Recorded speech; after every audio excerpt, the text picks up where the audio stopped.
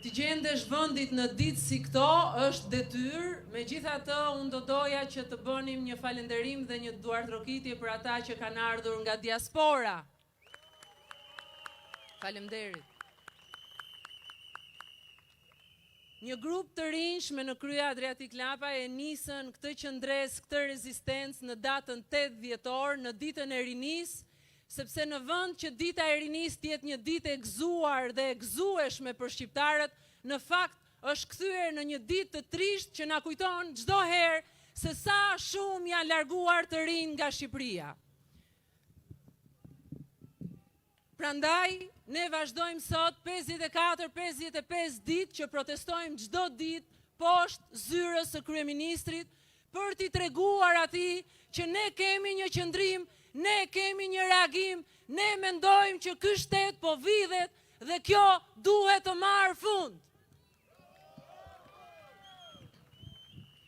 Në 2017, kryeministri krijoi Agjencinë Kombëtare të Shoqërisë së Informacionit dhe në krye të saj u vu Mirlinda Karçanaj. Sot ajo është e pandehur dhe është me akuza të rënda nga SPAK për shkak të shkeljes së barazisë në tender dhe përfshirjes në grup të strukturuar kriminal. A e dini çfarë do thotë kjo? Akshi, siç njihet ndryshe, menaxhon, administron të dhënat tona personale, emrin tuaj, emrin e fëmijës tuaj, numrin tuaj të telefonit, adresën tuaj të shtëpisë, pasurinë tuaj. Por sot, këto të dhëna gjenden në duart e kriminalëve.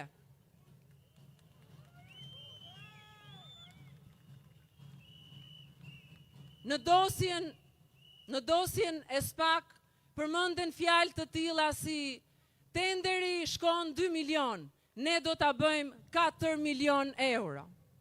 Për çdo vlerë që është investuar për qytetarët shqiptar, e njëjta sasi parash ka shkuar në xhepat e atyre.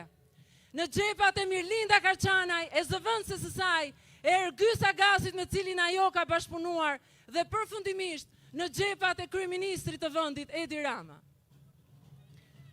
Të dashur vëllezër dhe motra, nuk ka kohë për të pritur. Koha për t'i ndalur është tani. Sepse ne mund të na duken të fuqishëm apo të mëdhenj sa një elefant, por ata duken të pathyeshëm, por po ecin nëpër një fije shumë të hollë, që është durimi i qytetarëve shqiptar. Mos duroni më! Ky elefant i madh i pushtetit të korruptuar po ecën nëpër një fije merimange. Fija e merimangës është durimi juaj. Nëse ju ngriheni në shesh, ne do t'i shembim dhe elefanti dorëzohet.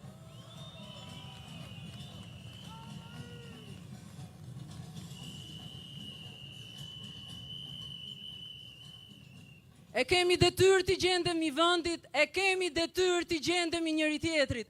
Ata që ngrihen për të mirën e vendit nuk duhen lënë vetëm. Të gjithë kalimtarët që kalojnë këtu në rrugë duhet na bashkohen masivisht, duhet të jenë këtu në shesh çdo herë.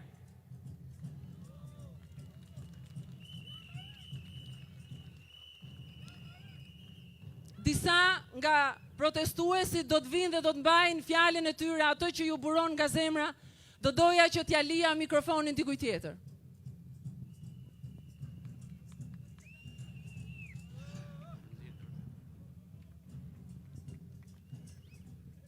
Të dashur qytetar, vëllezër dhe motra, fort të dashur miq të diasporës, sot ju përgëzoj të gjithë sepse jeni luftëtarët e dinjitetit shqiptar. Ne sot këtu jemi për të protestuar, sepse Shqipëria nuk është një pronë e kësaj qeverie, por është atë dheu ynë, shtëpia jone e përbashkët dhe për këtë do luftojmë deri në fund. Ne sot këtu jemi për protestuar, sepse rinia është larguar dhe vatrat tona janë bosh.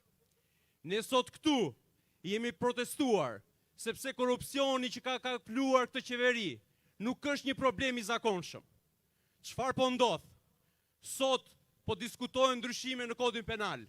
Atëherë nga ky shesh ne i propozojmë atë që ka herë e kemi propozuar, një dispozit në kodin penal, që të gjithë zyrtarët e lartë të shtetit, të cilët prekin dignitetin e shqiptarëve, prekin xhepat dhe buxhetin e gjithë qytetarëve shqiptar, të dënohen minimumi 25 vite burg dhe gjithë pasuria e tyre të konfiskohet dhe t'i kalohet qytetarëve shqiptar.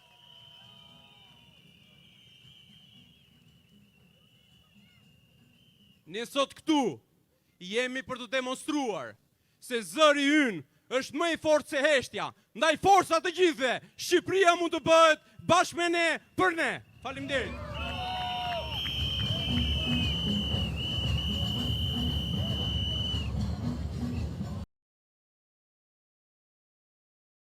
Në Shqipërisë bëhet.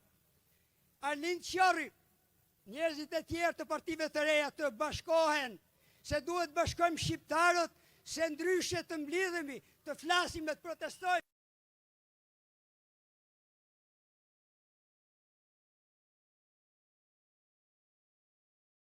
Të kundërshtojmë njëri tjetrin, kështu nuk rrëzohet Edi Rama. Faleminderit, gjithë të mirat.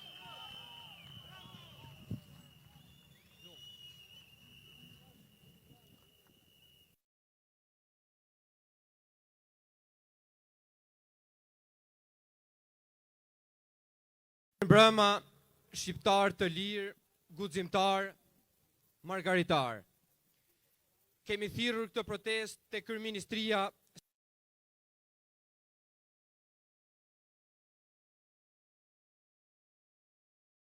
sepse është adresa, por unë besoj se kjo godin nuk e ka më të agrin moral të quhet Kryeministri, sepse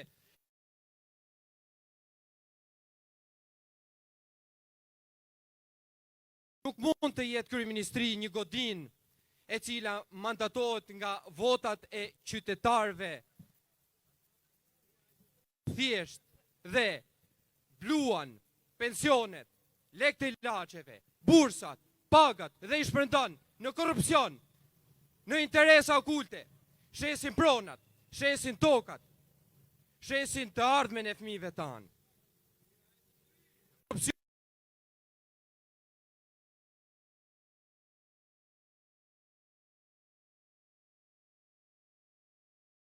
Korrupsioni ka zhvlerësuar djersën, korrupsioni ka zhvlerësuar të ardhmen. Mjafton të kujtojmë vetëm një fakt, që 700.000 euro për të cilat në 2011 u vranë 4 vetë në këtë bulevard, sot në 2026 konvertohen në 3 arka e gjysëm verë të mjera që pinë zotria këtu bashkë me larët e tij.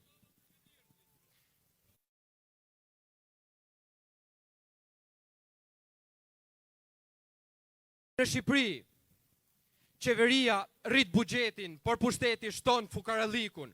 Në Shqipëri, qeveria bën spitale, por pushtetarët kurohen jashtë. Në Shqipëri, Zegjineja me shokët e saj hartojnë ligjin për arsimin e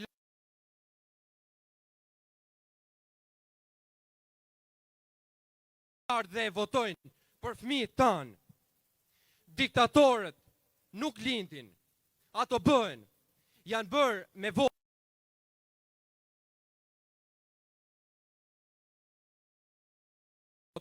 dhe me votë do të ikin. Mos duroni shtypjen, uzurpimin, vjedhjen. Mos duroni, hidheni poshtë, mbylluni derën, thojeni fjalët, shtyni përtej se ne jemi të lirë, ne meritojmë diçka tjetër. Faleminderit.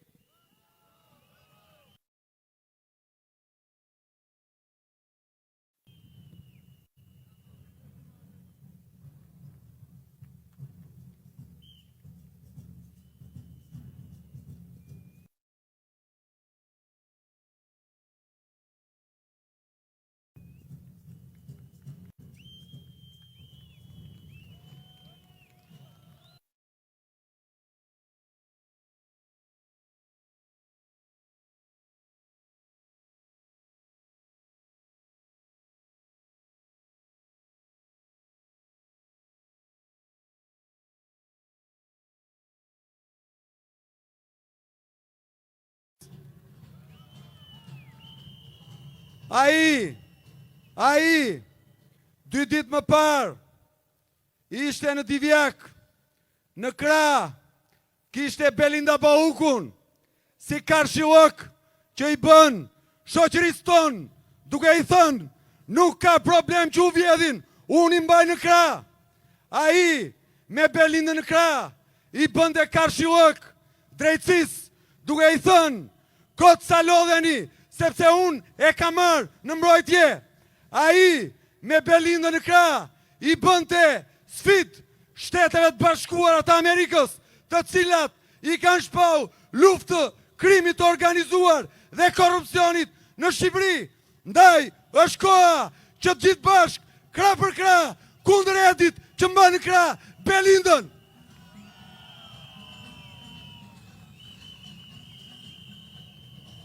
Tashmë gjërat po qartësohen. Ata që na vjedhin, po rreshtohen në një front. Ne, populli, po rreshtohemi në frontin përballë. Radhët po shtohen, muret po bjen, po i rrëzojmë nga themelet, ndasit, duke i kërkuar pëshkim të madh, socialistëve të zhgënjyer, demokratëve që kërkojnë ndryshim, të majtëve të djathtëve, të gjithë shesh në javët që vinë përballë regjimit.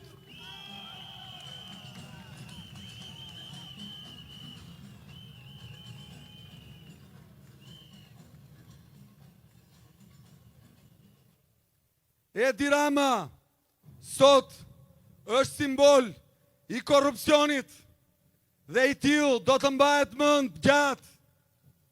Ai sot njihet si Edi që drejton pandën që e ka vjedhë më së shumti Shqipërinë. Ndaj sërish një zëri ti kujtojmë çfarë mendon populli për të. Edi Rama. Fort!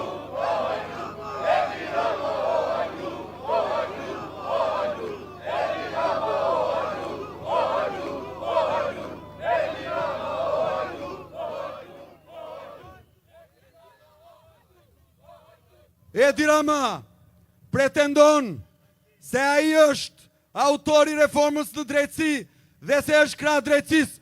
Gënjen apo thot të vërtetën?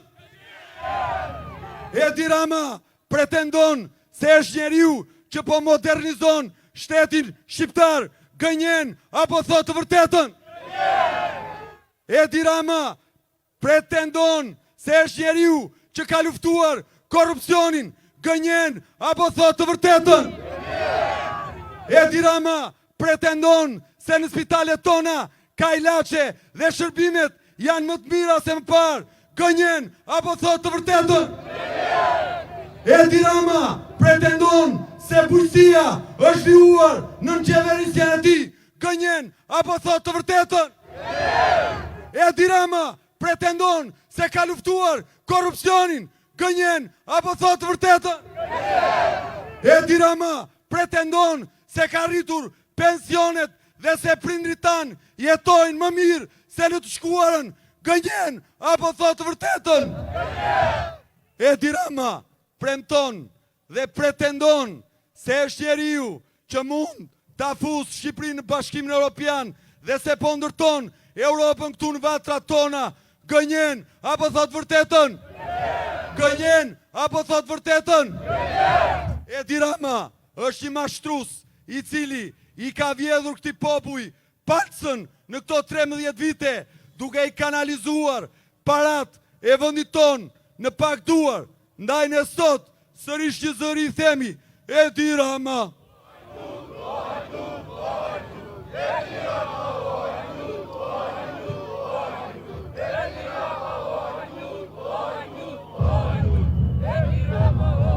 Ju që jeni në këtë shesh, jeni davandyshet e para të ndryshimit që do t'i jap fund tranzicionit të stërgjatur shqiptar. Ju jeni qëndrestarët që guxuat të dilni për te egove personale, për te frikës, duke e vrarë atë. Ndaj unë sot për ulem për para jush.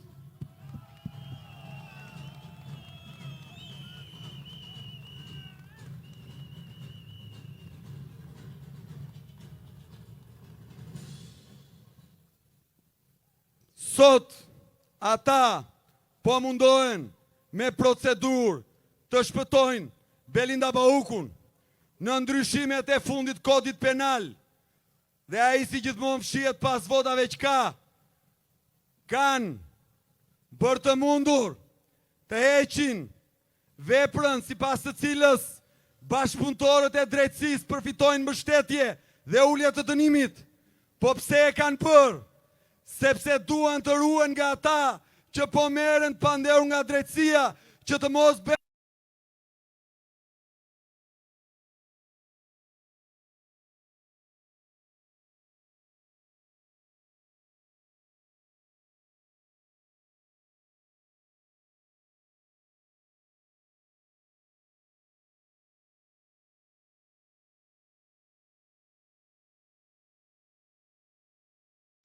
ju do të dënoheni edhe për parkimin dysh të makinave, ndërkohë Belinda e dit, edhe pse është vërtetuar që ka deformuar tendera në vlera miliona euro, me procedur mbahet zvarr, duke mos e dorëzuar para drejtësisë, për ju Kërbaçi, për ju Dhuna, për ju Burgu, për ata karriget e pushtetit dhe lekët tuaja. Ndaj kjo duhet të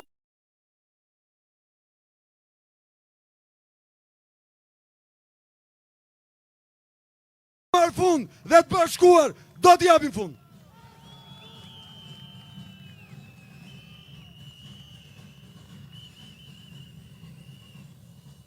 Ata kanë pritur të dorëzohemi, ata kanë pritur që shiu do na largoj, ata kanë pritur që i ftohti -7 apo -3 gradë Celsius të na bëj të dridhemi e të ikim natën. Nuk e kanë menduar që do të rezistojmë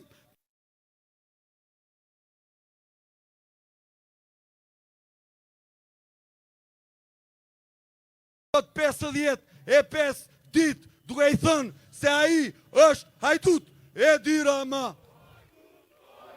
Fort!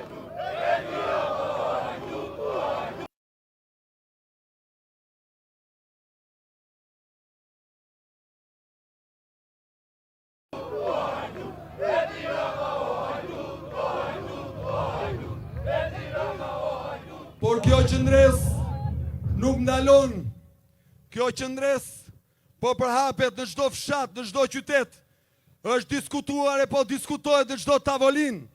Kjo qëndres do të prodhoj një bashkim të madh popullor për të ndalur një herë mirë regjimin autokratik hajdutesk të Edi Ramës dhe bandës që ai drejton. Ndaj unë sot i flas ndërgjegjes se çdo prindi që fëmijët nuk i kanë vatrën e vetë, i flas ndërgjegjes së çdo fëmije që shikon se si familjarët e tij, prindrit e tij në spital nuk gjejnë ilaçe për sëmundjet e rënda, i flas çdo krye familjari, ndërgjegjes së nënës dhe babait për faktin që po e lë fëmijën të rritet në një vend me korrupsion, me padrejtësi, me dhunë, me krim të organizuar. I thras ndërgjegjes së çdo qytetari të këtij vendi. A do të heshni, a do të pranoni këtë gjendje, apo do të bashkoheni kundër hajdutrisë? Nuk ka më kohë, koha është tani, bashkimi duhet të ndodhë tani.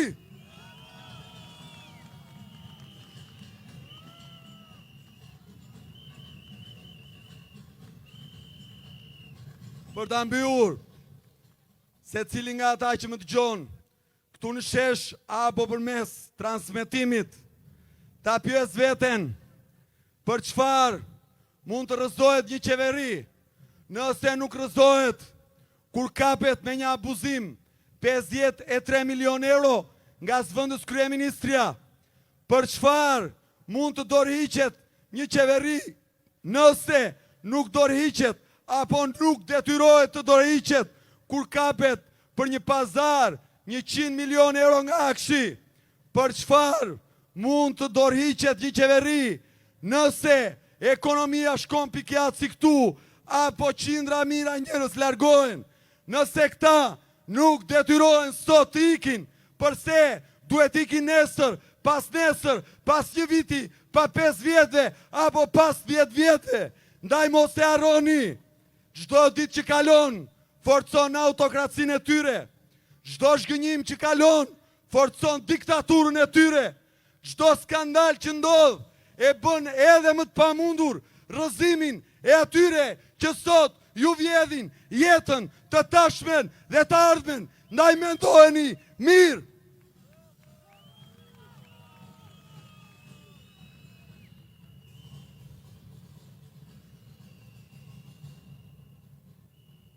Kjo është betej mes një pakice që ka zaptuar zyrat, që ndan parat e buxhetit shtetit dhe në shumice të vuajtur, që në një pjesë të madhe në fshatrat e vendit ka ngel pa dhëm në gojë. Kjo është një betej mes atyre që pinë një shishe verë 33.000 euro dhe atyre që nuk kanë para u 30 dora për të bler një çokoladë për fëmijët e tyre. Kjo është një betej mes bandave që mbajnë makinat shtrenjta në një republikë të varfër dhe atyre që ecin në këmbë për të shkuar në shkollë, në fshatrat e thella të këtij vendi. Kjo është një betej mes pensionistëve që kanë punuar një jetë dhe që mezi shtyn muajin dhe atyre që tallen në resorte e pushimet shtrenjta. Është një betej që duhet ta bëjmë dhe duhet ta fitojmë. Forca Edi Rama. Fort Edi Rama o hajdut.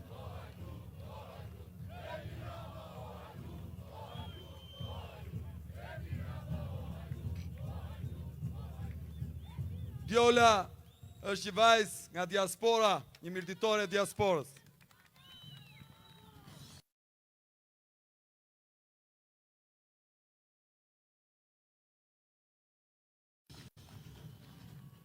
Mirë mbrëma shqiptar! Mirë se ju gjetëm. Unë jam Djola Gjoka. Jetoj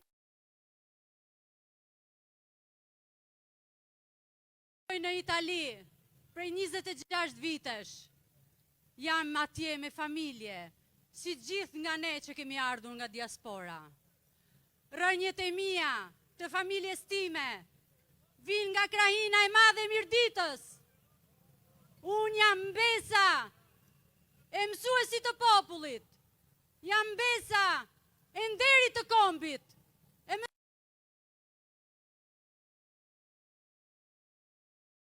mësuesit të madh të Mirditës, Ndres Ndue Gjoka. Ndaj unë sonte nuk jam këtu vetëm për vetën time, por jam edhe për familjen time. Si unë sonte, këtu ka plot nga diaspora. Vinë të gjithë, sepse nuk ju lëm vetëm. Si unë sonte, ka nga e gjithë Europa këtu. Nga Britania e Madhe, nga Amerika, nga Kanadaja. I kemi lënë familjet, punët, angazhimet, për t'ju thonë juve, që nuk jeni vetëm, e që ne jemi këtu për ju.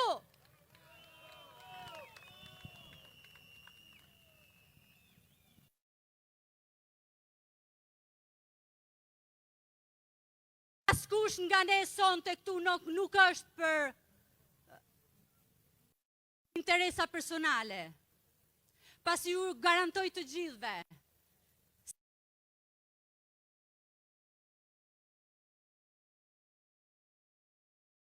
Sepse secili nga ne atje është i realizuar në jetë. Nuk ka nevojë për asgjë. Por ne nuk mund të jemi thjesht spektator nga larg. Kur shohim çfarë po ndodh këtu. Kur shohim të gjitha padrejtësi që ju bën bashkëdhetarëve tan, sepse ne jemi me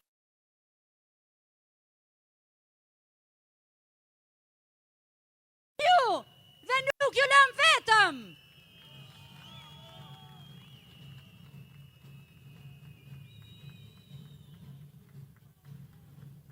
Ne nuk mund të rrim në heshtje.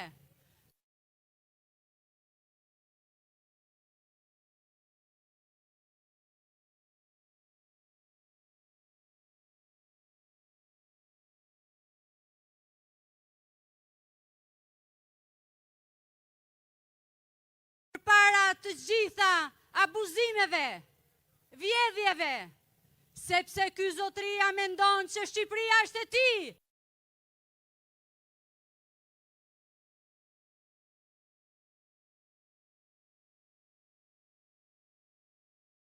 Shqipëria është e shqiptarëve të lirë dhe të ndershëm.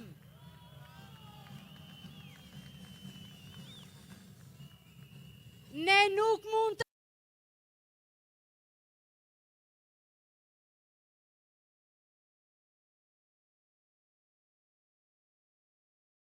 rrim më në heshtje.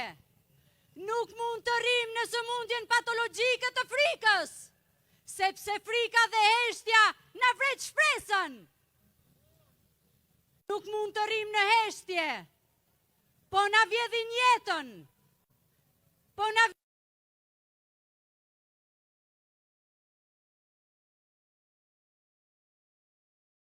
vjedhin jetën.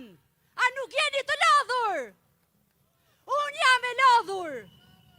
Edhe ju duhet reagoni bashkë me ne.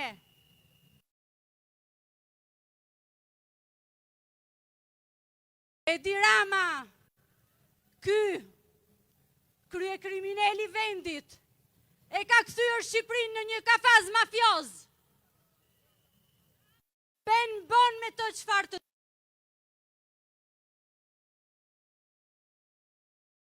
doj.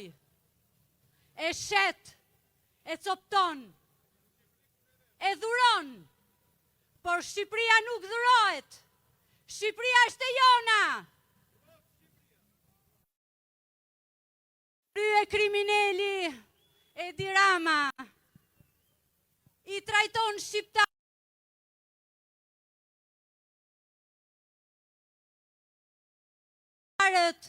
me serie A dhe me serie B. A i mbron hajdudët, a i mbron kriminalët, ndërsa popullin dhe qytetarin e thjesht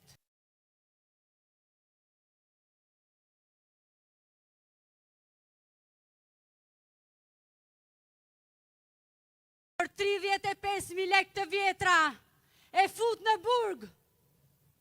Ai qytetar që unë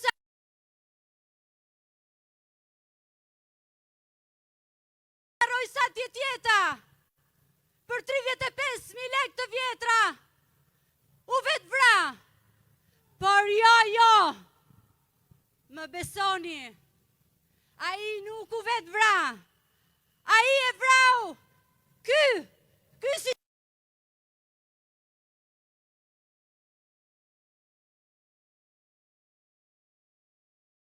sistem e vrau Edi Rama dhe sistemi i tij kriminal.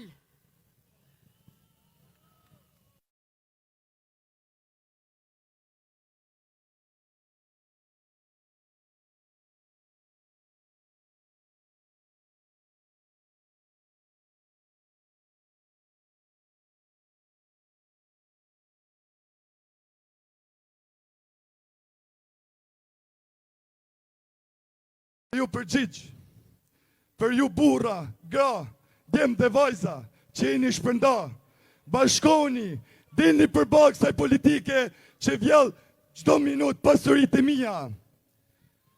Ne sot jemi shumë, por do bëhemi më shumë. Atë nuk je vetëm, Zoti e bekon Shqipërinë, Zoti e bekon shqiptarët.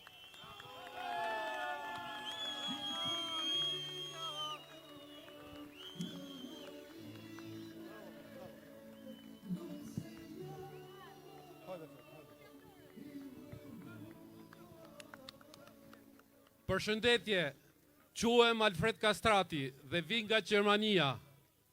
Vi këtu për herë të tretë brenda një muaji, ndryshe nga që vi herë të tjera për pushime dhe për të ushqyer shqiptarizmin fëmijëve të mi. Vi këtu pikërisht në këtë shesh, sepse shqiptarizmi që do të duat t'ju sheh familjes time është këtu, mes jush, mes guximtarëve, mes qendrështarëve, që përballë këtij pushteti, që me arrogancën e tij baltos përpiqet me paratë e vjedhura mbi pasuritë e popullit të blej këdo që kundërshton çdo që është zë kritik dhe çdo qytetar të ndeshëm e ka arrestuar në fund, duke i dhënë rëndësi antivlerës. Rasti i Endri Shabanit është shembulli kryesor që ofendon qartë çdo shqiptar të Shqipërisë. Ndaj jam këtu për t'ju bërë thirrje çdo qytetari shqiptar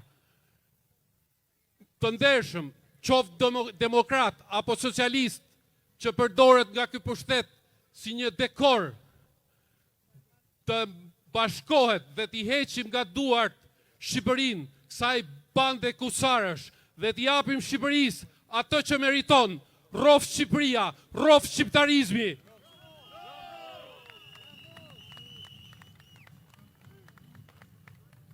Mirëmbrëma qytetarë të ndershëm të Shqipërisë. Vi nga diaspora, por sot jam këtu sepse kjo tokë nuk më ka dalë kur nga zemra. Ne që jetojmë jashtë nuk kemi ikur nga dashuria për vendin, por nga mungesa e drejtësisë dhe mundësive. Sot jemi kthyer për të thënë qartë se nuk pranojmë më korrupsion, pa drejtësi dhe heshtje. Zëri i diasporës bashkohet me zërin e popullit. Këtu në shesh, sepse Shqipëria meriton më shumë.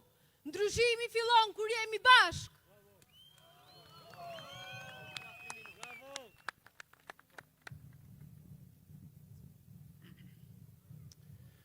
Përshëndetje shqiptarë ku do ndodhen. Unë jam një emigrant si gjithë, si shumë tjerë. Jetoj në Britaninë e Madhe për 27 vitesh. Dhe unë jam këtu, nuk jam këtu për të mbështetur në një forcë politike. Në qoftë se gënjejnë të gjithë, unë besoj se nuk gënjej, sepse nuk kam asnjë interes personal që jam këtu sonde. Duhet të drejtohem me Dirams personalisht. Unë jam Sokollaçi, nga Hasi.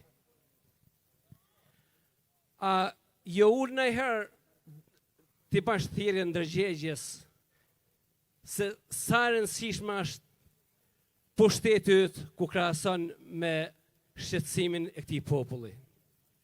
A mendon ti se në këtë situatë ti do të qëndrosh përsëri në pushtet?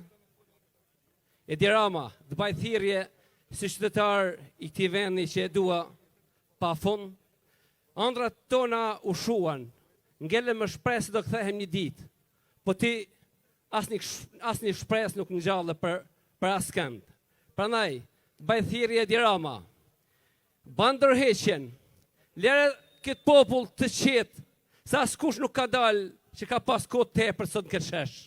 Prandaj, vendos sa nuk ka zhvonë, mos na munda, nuk ke zgjidhje tjetër, nuk ke shpëtim, këtë harroje. Unë nuk do kthehem në Londër, qoftë edhe i vdekur pa ikti nga pushteti. Turp të kesh, turpi do të shoqëroj tërë jetën. Rrof Shqipëria. Mirëmbrëma vëllezër dhe motra, quhem Dritan Toci, kom ardhur nga Londra për të gjemë pranë jush, sepse Shqipëria është mirim të fatit. Ky pushtet na ka largu nga dheu jon, por unë nuk tremem kur, sa herë që të ketë nevojë vendi jon që shikojmë abuzime, vjedhje, kriminele, vrasje, unë të gjenem këtu pranë. Unë jem ai që mora rrugën nga Londra edhe u solla gjeneratorin njerëzish më të ndershëm që rrinë ditë e natë këtu për një Shqipëri pa të mirë. Ky pushtet na ka largu fëmijët tanë, ky pushtet na ka lënë prindit tanë të jetojnë vetëm. Ata nëpërmjet telefonatës qeshin, por mbasi mbyllet telefonatën ndaj nesh, ata qajnë edhe sot lot aty në rrinë plot të rrjedhin lot. Prandaj bëj thirrje gjithë shqiptarësh kudo që ndodhen. Mos keni frikë nga e vërteta, mos keni frikë, po dilni në shesh, protestoni për të ardhmen tuaj, protestoni për fëmijët tuaj, protestoni për një Shqipëri më të mirë, sepse kemi një flamur kombëtar që e duam edhe do ta mbrojmë derisa të jemi gjallë, brez mas brezi. Nuk do t'ja lejmë as kujt ta shkel këtë Shqipëri, sepse jemi në ata që do ta mbrojmë. Sa herë që tjetë mundësia, unë do të vi këtu pranë jush, do të gjinën sepse dua vendin tim. Ju falenderoj nga zemra të gjithëve.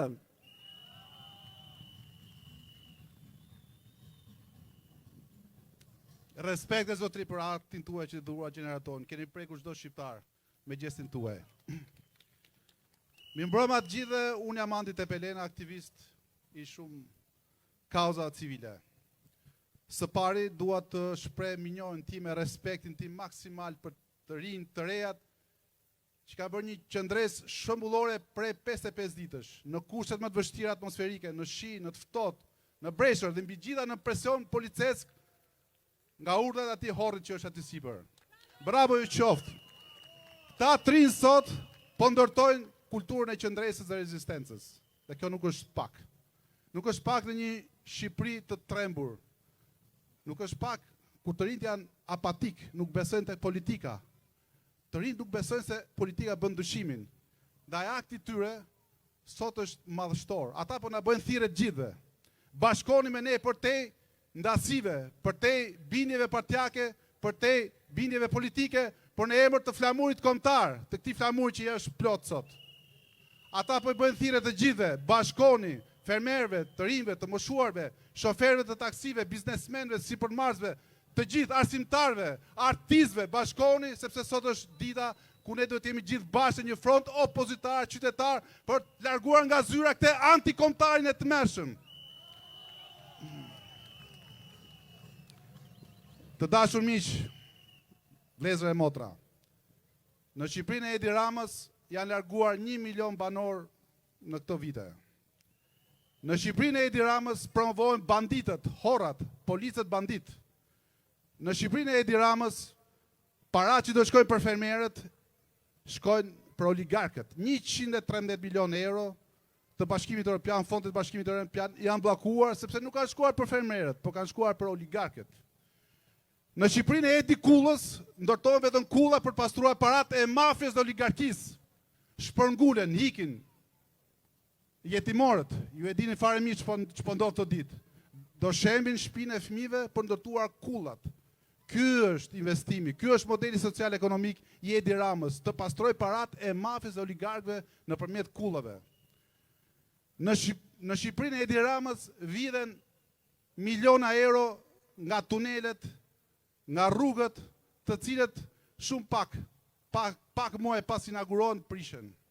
Në Shqipërinë e Edi Ramës vidhen përmes platformës digjitale Akshit, 79 milion euro ta dini që janë dhënë para pa tendera, pa konkurrencë, pa meritokraci dhe kanë shkuar në duart të kriminalëve si Ergy Sagasi e tjerë, të cilët sot janë zot të shtetit. Në Shqipërinë e Edi Ramës mbillet droga. Prodhimi vendas po thuaj se nuk ekziston. Ne jemi të varur kryesisht nga importet. Fshati po braktiset, qytetet po boshatisen.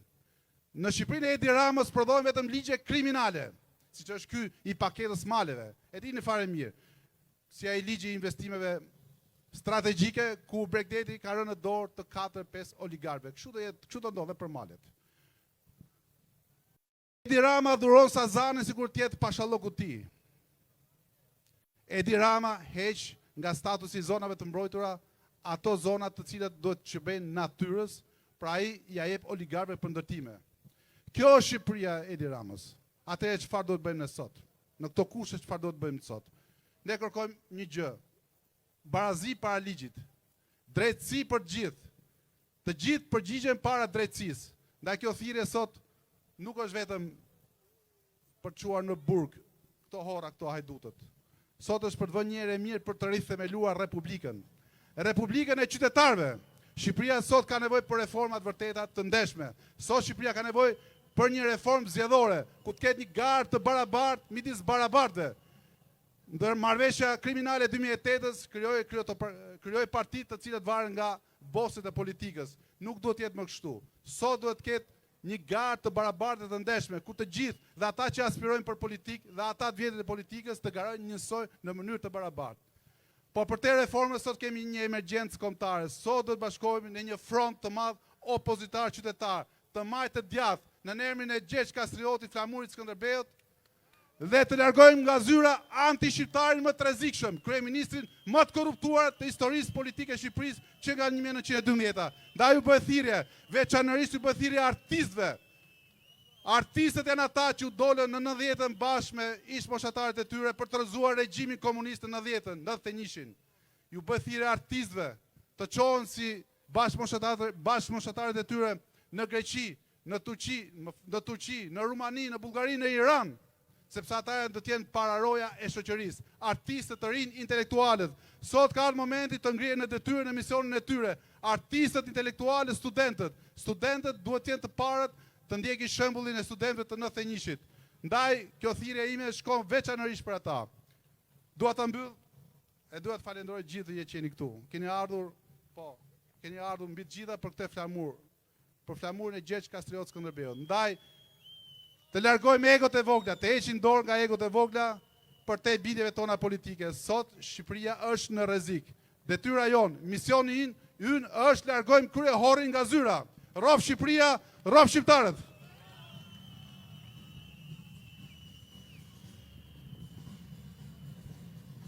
Përshëndetje o njerëz të lirë. Unë jam Ergjus Llanaj, prej 55 ditësh që ndroj këtu në shesh. Sot dua t'i drejtohem të gjithë atyre që s'ta lën 1 metër plasmas mbi kokë kur bie shi. Mos u merrni me plasmasin, po merrni me ata që nuk pastrojnë kanalet e kullimit, që krijojnë përmbytjet. Hetoni të gjithë fajtorët që nuk pastrojnë kanalet. Hetoni të gjithë tendrat korruptiv që futen në xhep dhe nuk shkojnë për të pastruar kanalet. I drejtohem nga këtu të 2 kuponave të Ministrisë Rendit. Sa herë që shikojmë lajme që kapet kokain, ai pyesi vete nga ka hyrë. Sa herë që shikojmë lajme që shqitet cigare pa pull, ai pyesi vete nga ka hyrë. E dini mirë ju. Prandaj, po su merrni me ne, se ne jemi njerëz të lirë që duan protestojmë për atë që ju na vidhni çdo ditë.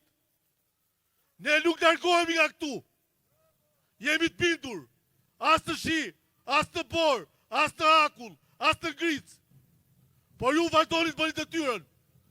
Nuk keni pse bini këtu me qindra polic, po i çoni të luftojnë krimin.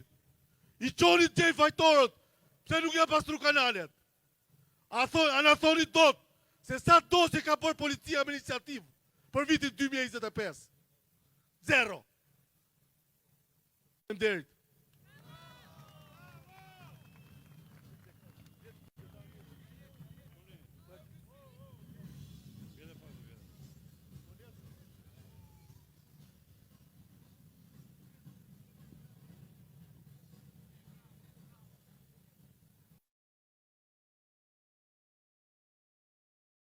Jam 75 vjeç.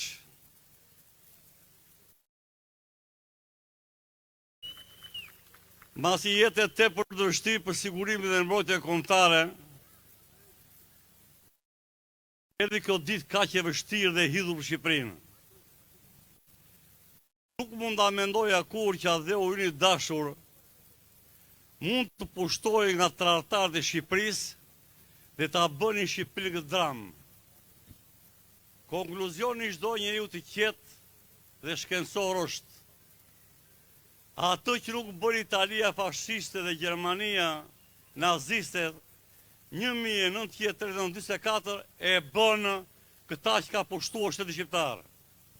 Pra, tradhtarët shqiptar janë shumë të rrezikshëm, shumë të këqij se sa ata që duan të pushtojnë neve.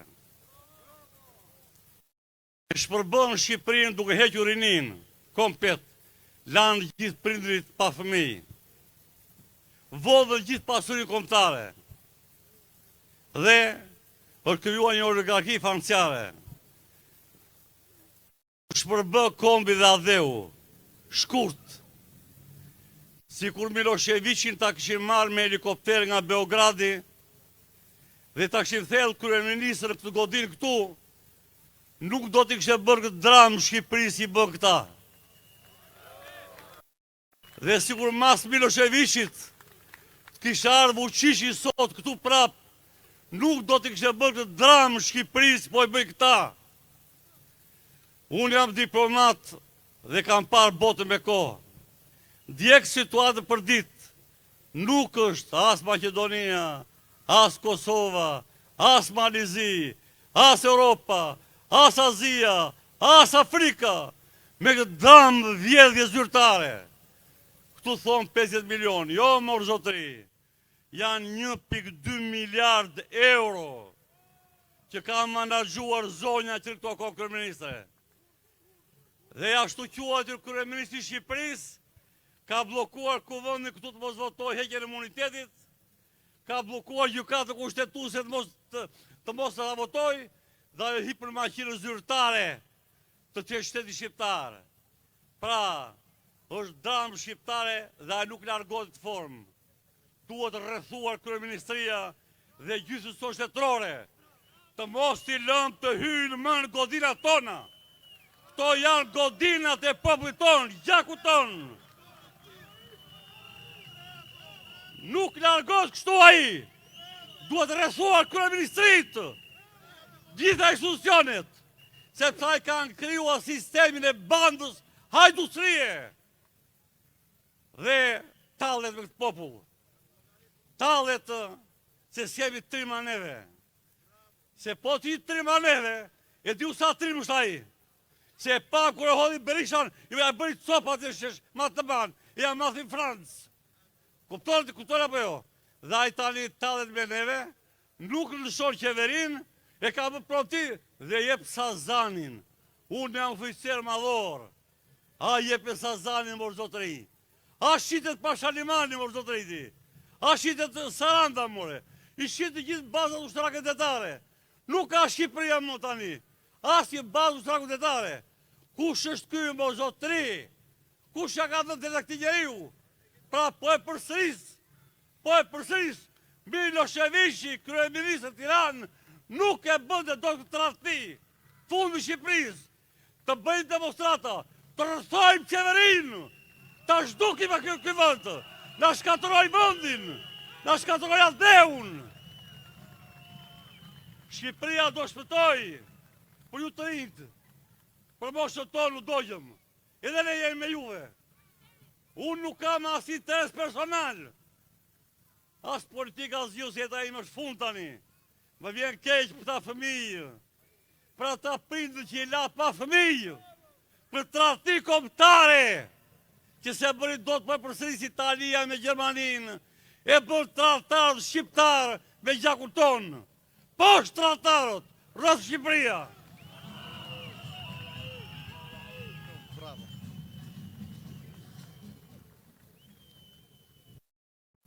Mirëmbrëma qendrestar, mirëmbrëma shqiptar të lirë, mirëmbrëma idealist që as nuk shiteni dhe as nuk bliheni.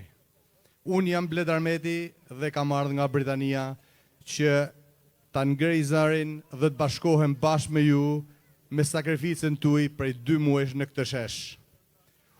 Zotëriut në atë zyrë, autokratit autoritar, mbretit pa popull, frigacakut Surrelit dhe ministrave të ti, dua që t'ju bëj një rrugtim retrospektiv të keqëqeverisë të tyre në këto 13 vite. Sepse Edi Rama dhe ministrat e ti paran e kanë më shumë se sa fe, e kanë më shumë se sa dhe unë nga Britania ju kam sjell nga një dhuratë për gjitha aferat e tyre korruptive që këto i kanë grabitur atë në këto 13 vite. Unë kam sjellur $5,000 për narkotrafikantin.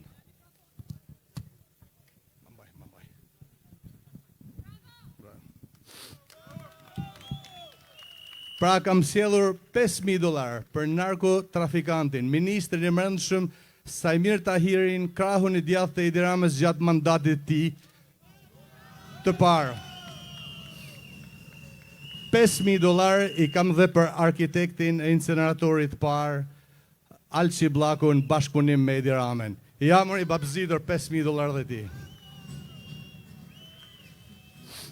$5,000 i kam dhe për arkitektin e inceneratorit 2 në bashkëpunim me Edi Ramën,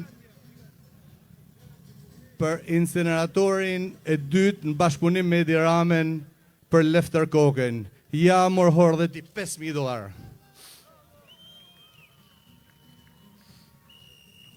$5.000 i kam dhe për Arjon Velin, i cili kishte shtrirë duart në çdo aferë korruptive dhe i kishte marrë jetën dhe i kishte marrë frymën qytetit dhe kryeqytetit tonë.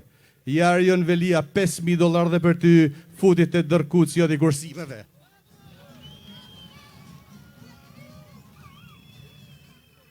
$5.000 i kam edhe për shkodranin tim, për ministrin e shtënëcis, Ilir Beqja, njeriun e pa nder, pa moral, njeriun që ju vodhi dhe ilaçet shqiptarve, sepse kur e kujtoj fushatën e vitit 2013, i cili fliste me aq pasion dhe me pathos kur shpaloste politikat e Partisë Socialiste, sa që pothuajse kalonte në orgazm dhe kur e shikoj tani, pathosi dhe idealizmi i tij nuk shkuan më larg se sa xhepat e tij.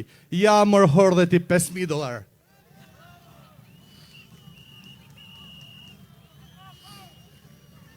$5.000 i kam edhe për zotin Arben Ahmetaj, zëvendës kryeministrin. Zoti Ahmetaj, deshta me të nis me Western Union, po as ta di adresën dhe as ta di vendosjen. E ndaj po t'i lek të në bulevard mu para kryeministrisë, ku ti gatuj aferat korruptive bashkë me Edi Ramën. Ja morhor dhe për ty $5.000.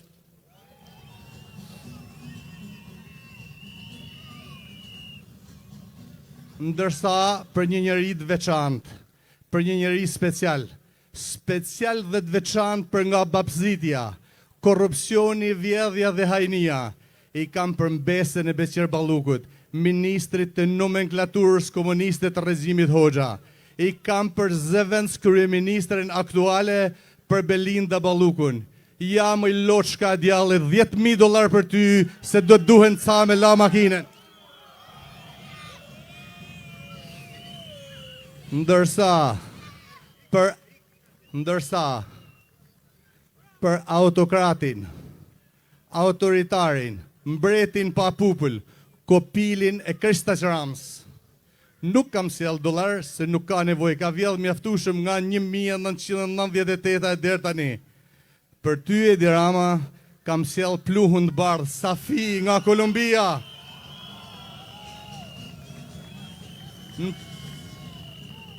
Në punën time të përditshme, ndodh nga i herë që unë përfaqësoj klienta, të cilët atje larg në Britani janë ndaluar nga autoritetet duke drejtuar automjetin e tyre në influencën e pluhurit bardh. Se atje larg tek ne në Britani, as automjetin nuk lejohesh me drejtu në influencën e pluhurit bardh.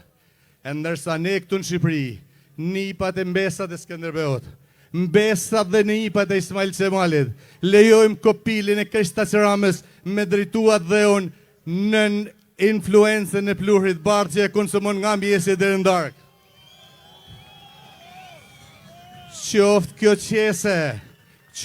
qese, qesja fundit që ti e konsumon me para publike, merre morhor e ta zaft frymen kjo qese e pluhurit bardh. Qytetar të lirë, shqiptar që keni sakrifiku, rrof Shqipëria, u begatofta dheu. Ju falemderit.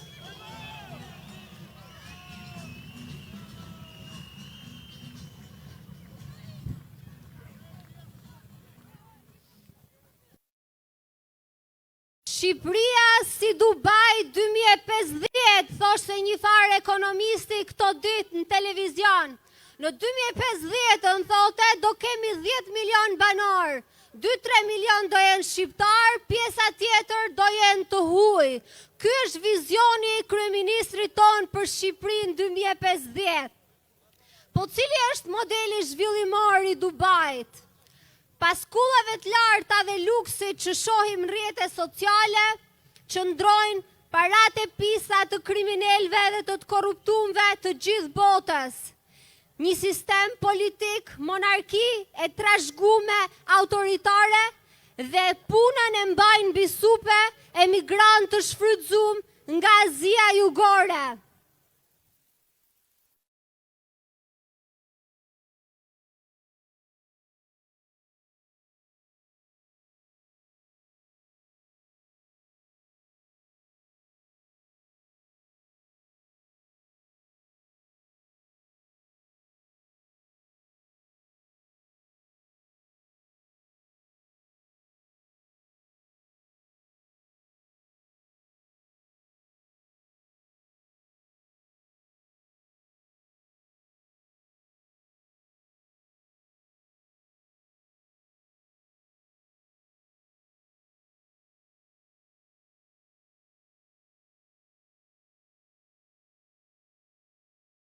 Po ta shikoni, jo vetëm në Tiranë, po në çdo cep Shqipërisë, në Fushars, kam gjetë një vajzë nga Myanmari që shërbente aty.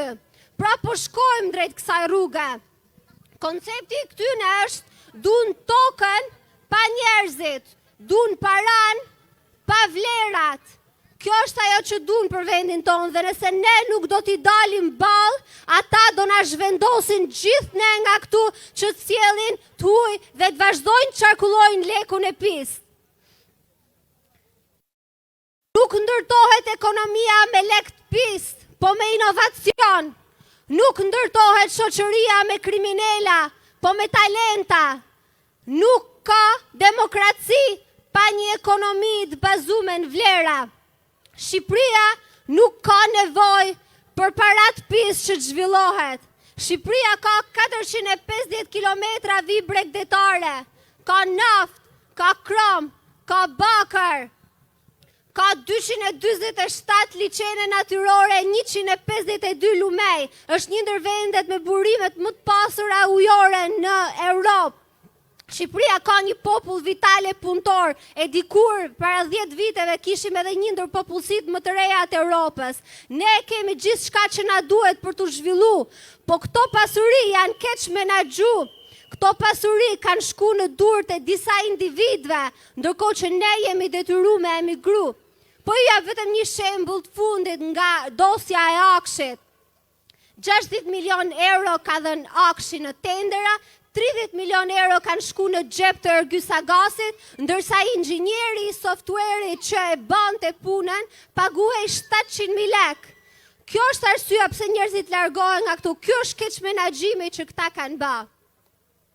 Ato që nuk e bën dot për 6 shekuj, armiqtë tanë më tegër me pushtim e gjenocid, po e bëjnë vetë shqiptarët. Shqiptarët tonë patriota që e lanë vendin me gjak, e lanë që ta gëzojnë shqiptarët, jo që Shqipëria të bëhet një parajs për kriminalat e gjithë botës, një Dubai. Modeli jonë duhet jetë Europa, ekonomi e ndershme, shteti së drejtës, liri politike, jo Dubai. Ne duhet të organizohemi politikisht rreth këtij modeli dhe kjo është ajo që po përpiqemi të bëjmë. Në rast se nuk e bëjmë, në pikpyetja është ekzistenca e këtij kombit. Ne e kemi bërë hapin ton, kemi dalë këtu. Por po nuk u bashkum, ata do fitojnë. Duhet bashkohemi rreth këtij modeli.